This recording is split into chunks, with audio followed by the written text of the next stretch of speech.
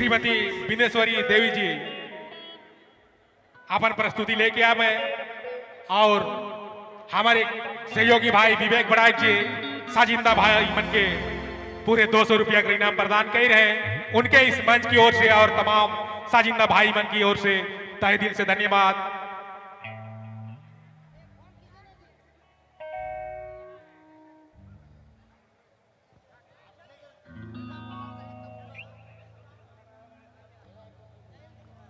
बिनेश्वरी देवी जी इनकर बात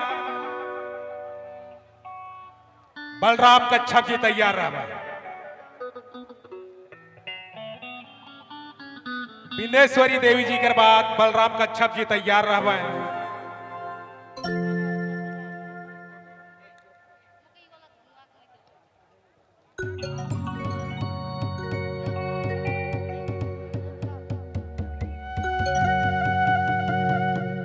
hello hello hello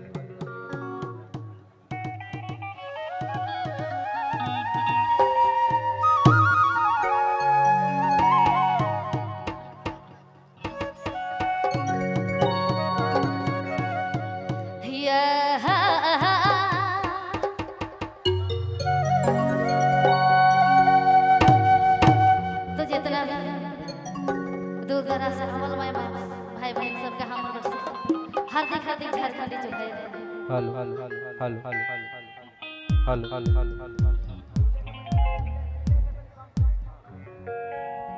hello hello hello